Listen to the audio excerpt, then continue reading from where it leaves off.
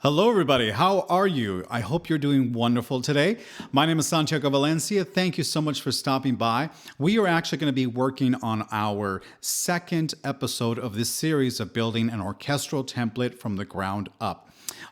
We are actually going to be using Cubase Pro 11. And if you haven't seen the first episode, what we talked about on the first one is a little bit going over the folder structure on how Cubase handles its folders, and then how you might be able to also customize on how those folders can work for you. So if you haven't checked out that episode, I invite you to check that out. There will be a link somewhere up here.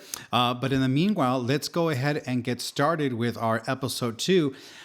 This episode is going to be, we're going to start on in Cubase this time, and we're going to build a brand new file from Cubase, creating our template. And I'll show you what I'm talking about, but basically in our work window, there's a way for you to divide the track window into two pieces. And we're going to be working on that upper part and how you can go ahead and customize that to optimize your workflow, and which really speeds up things, I have found. So I'm going to actually show you and walk you through how I go ahead and do it and why I do it the way that I do it. So hopefully you'll get some pointers from that. So let's go ahead to the screen right now. And if we go over here, we can kind of see what we did before. Here's our master template 2021 folder, as well as everything that's inside that right here, all of our folders here. Okay, so let's go ahead and get started, and let's go ahead to Cubase. Now here in Cubase, we're going to go start with our Steinberg hub, and what we're going to do is go ahead and create an empty. Okay, let's go ahead and do that. Now, when we go ahead and create an empty, Cubase wants to know where you want to go ahead and start this project, which folder or which area in your computer. So we're going to go ahead and select our master template 2021. This is all of our folders that we created last time. So let's go ahead and click open there. Okay, here we go. Here is our main track window. Now, before we get started, I do want to kind of go over a little bit on what you might want to choose for your project settings. Let's just take a moment and do this. If you go to up here to project and all the way down here to project setup, and we go ahead and click on that, we're going to go ahead and see what this template is going to start at. So whatever we set here theoretically will be our template from here on in. Now you'll see that I have it here as a sample rate of 96 and 32-bit depth. Now there is some, a little controversy, a little back and forth on what the best selection here is. This is what I go ahead and choose to do. You can also choose 9624. You can pick 4824. I just like starting from a higher resolution that I can then downsample once I export my tracks or my final mixes. I can always downsample, but it's very difficult to go from a lower and upsample. So I'd rather just start a little higher and then go ahead and downsample from there, starting at 96 and export at 48 or 44.1, whatever I need to do. So I just like starting at the top. But again, you can do whatever you want. I don't really fill my author or company or anything. Equal power over here in other project settings, as well as volume max plus 6 dB. So this is kind of how I go ahead and get started. So let's go ahead and click OK. All right, so here's the thing. What we're going to do right now is divide our track window, okay? If you go up to the right side, up here, the upper right side, you'll see a little bit of a slash right here in the corner. If we hover over that slash, you're going to see divide track list, okay? So let's go ahead and click on that. And then you'll see that our track window went ahead and split. I can go ahead and drag this and make it as wide as I need to. So this upper section here is kind of what we're going to be focusing on here today, okay? So let's go ahead and start with our tracks. The first track I'm going to go ahead and start is adding a ruler track. I'm going to go ahead and select one. Now, if you look up here in the black here, you'll see a 1, 2, 3, 4, and so forth. That's kind of Cubase letting us know how many measures we are in our project. And with the new ruler track that I just created, you're seeing the same exact information. So we don't really need it twice. So if you go ahead and click on bars and beats here, and we can choose from seconds, time code, samples, or frames per second. Let's go ahead and pick seconds. And then we're going to go ahead and color this red. I would like to color my tracks a little different color so it's easier to follow along. So you'll see now that these are seconds that we're seeing here. Okay, so if I were to go to measure 21, that's pretty much exactly 40 seconds into my project or my song. Okay, so this is really easy for us to find out if we've written a piece or orchestral piece or what have you. At a glance, we can see exactly how long our piece is. If we need to make sure that we end at second 30 or second 60 or whatever like that, then we know exactly where we need to hit those marks. So this ruler track set to time, seconds in this case, is very, very helpful to do. All right, let's go ahead and click our next track, and let's go ahead and add this time an arranger track. Now, the arranger track is a very interesting track because it allows us to kind of jump back and forth from one piece of from one section of the piece to another.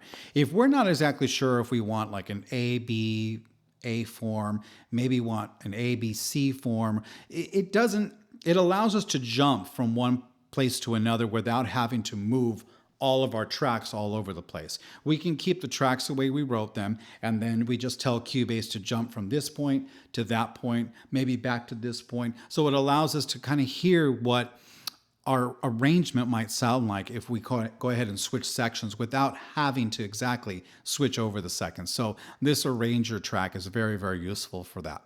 Let's go ahead and add our next one, and we're going to go ahead and add a signature track this time. This signature track is telling us what time signature we're in. And right now it gives you a default of starting in 4/4 time, so 4/4 time. If I wanted to go ahead and let's say measure 30, I'm going to go ahead and pick my pen tool and I go ahead and click on that. You'll see that it also gives us a default of 4/4, but let's pretend that I wanted to go to 3/4. So I'll just go ahead and type that in. And then from measure 16, it's going to now be in 3/4 time.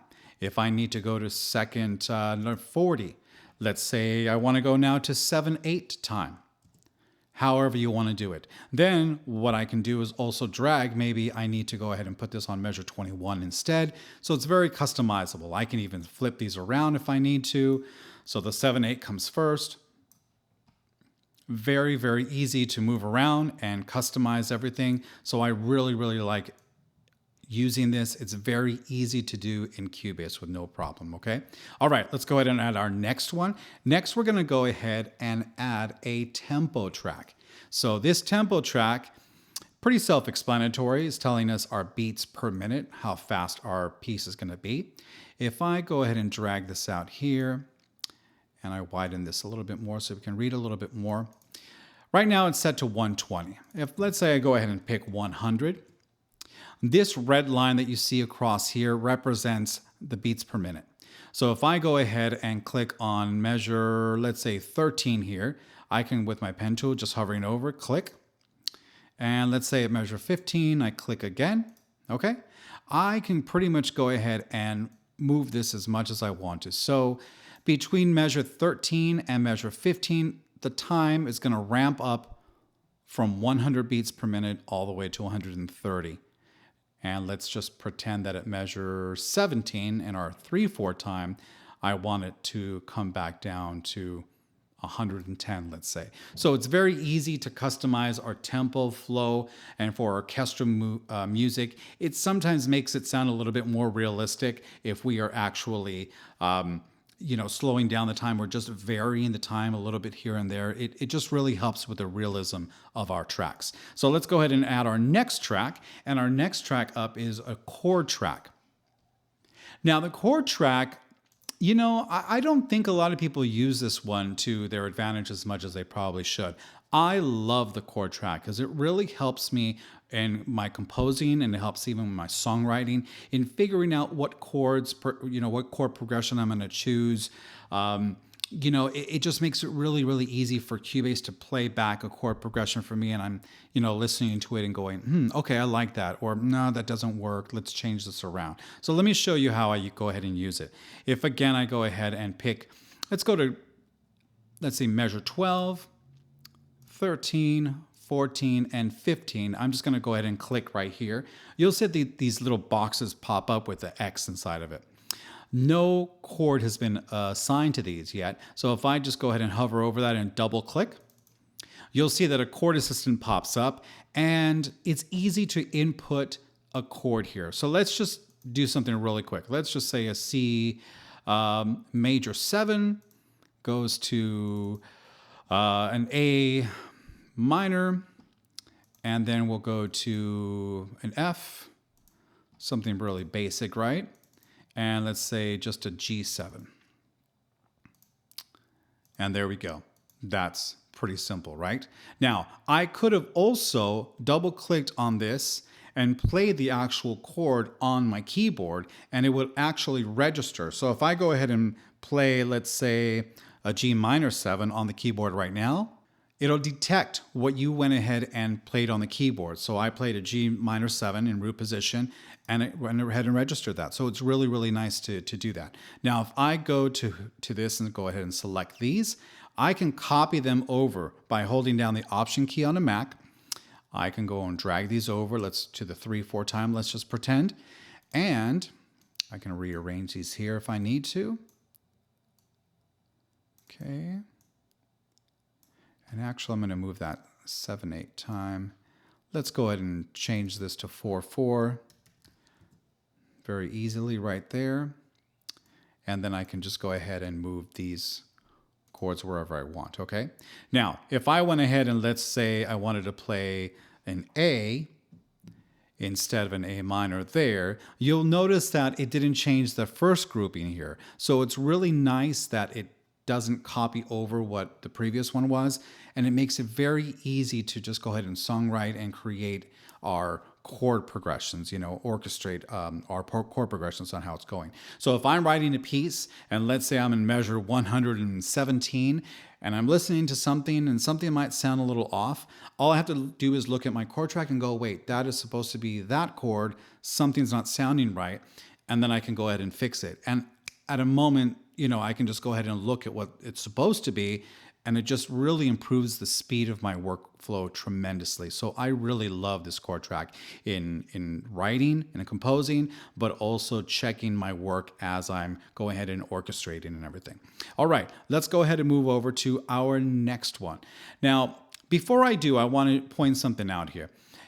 If I go ahead and try to add another track here, you'll notice that the arranger track, chord, signature, and tempo track are grayed out. Why is that? Well, that's because Cubase only allows one of these per project. Depending on the track, it will allow many or just one.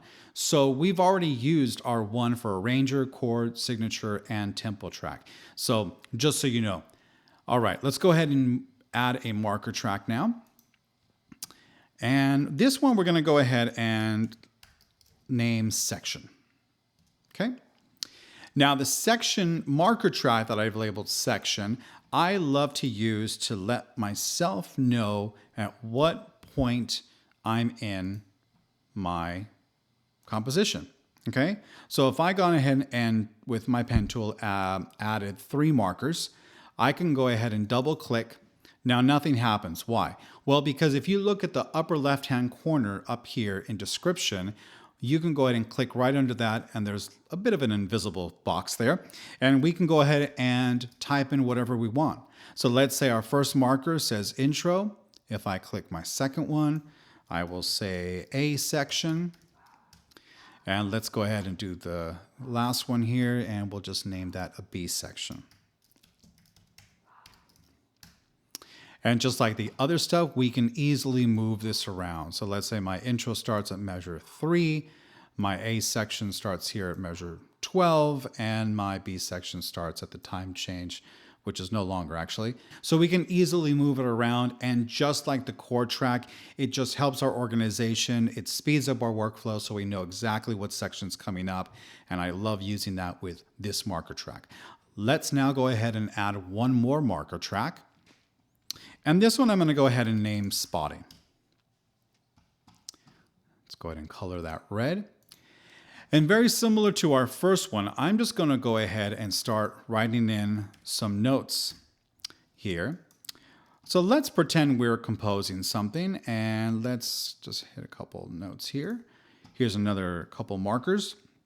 So let's pretend on measure 11, if I click, if we're composing to picture, and this picture, let's say that there's an explosion, and I want to make sure that I hit that explosion with my music, I'm going to go ahead and create a little marker note for myself, letting me know that I have to hit that at that point, right? And let's say our next one here is a car crash. And there we go. So again, these are very easily moved around. And again, it's just a way for us to organize what we're doing in our lower section of our track window so we stay on target and we hit the points that we need to hit when we need to hit them. Okay, so that is our spotting. So 2 marker tracks, 1 named section, 1 named spotting. You can add more if you want to, but we'll just stop there for right now. Next one I'm going to go ahead and add is a folder track. This one I'm going to go ahead and name film. We'll color it red, and I'm going to come right back to this one, okay? So now let's move forward, and we're going to add an audio track. Now this audio track is going to have my dialogue. Now, when we get our files from our filmmaker, sometimes we'll be lucky to have isolated, audio tracks. In this particular case, we might get a track that just has the dialogue from our actors. And if we get that audio track, we can go ahead and pop that into this dialogue track here for isolation. So if we want to mute that track while we're composing and then bring it back in and make sure that everything fits and that our music isn't really stepping too much on the dialogue, this is a great way to do that. So if I go ahead and add another audio track, and I go ahead and name this one sound effects, for example. This is another audio track that I can go ahead and put all my sound effects. If that's any Foley audio or explosions, sound effects, that's pretty much going to go on my sound effects track here. Okay. And let's go ahead and add one more, and we can't forget our video track. This is where our actual footage is going to exist. In most cases, once you drop that in, Cubase will actually detect what's going on and change it for you if you want it to, or you can customize it to a specific frames per second in your project, okay? Now, if I go ahead and take the dialogue, the sound effects, and the video track, select them all, and then drag them on top of my film folder, you'll see that they all kind of went inside the film folder here. They all indented just a little bit. Why is this? Well, sometimes when I'm composing, sometimes I don't have any footage to compose to. So I don't necessarily need to have my dialogue, sound effects, and video track out. So I like to go ahead and put it in a folder named film so that I can go ahead and just close it up, and voila, it goes bye-bye, okay? So it doesn't necessarily clutter my space if I don't need it. That's why I like to go ahead and create a folder track and put that stuff specifically in there when I don't need it. When I do need it, I can just go ahead and open this up, and there you go. Very, very easy. Okay, great. All right. One last thing that I want to go ahead and show you that I go ahead and put in this upper section, and that is going to be our stereo out track. If you go down here to the middle, you'll see that there's an input output channels folder that has already been created. Open that up and we'll find our stereo out track. Now, if you just go ahead and click that, drag it there right below the film. Then what I like to do, let's go ahead and color that red again. I love to have my stereo out track in my upper section. Why? Because it allows me to go ahead and make sure that a certain, piece ends at exact point. So I'll go ahead and create a point here where it just kind of fades out nice and easily. And I love to have the control of doing that on the stereo out track here in this upper section here. Well, that pretty much completes what I like to have in my upper section here for my track window. For me, it's very, very useful. It just really helps my workflow. I know exactly where everything is. And I tend to put it in this order so I know in which order it goes. But of course, you can go ahead and customize it any which way you want. All right, so now that we've done this work, Let's go ahead and save our work. So I'm going to go ahead and save this. When we save it, Cubase once again wants to ask you where you want this to be. And once again, we're going to go ahead and pick our master template 2021 to go ahead and save that. Let's go ahead and title this. Now you'll notice that the native extension for a project file in Cubase is .cpr. Once we go ahead and save this, it's going to save it in our master template 2021 file. So once we've gone ahead and saved that, we'll go ahead back to our master template 2021 file, and we'll see that it did go ahead and save that, Orchestral Template 2021.cpr.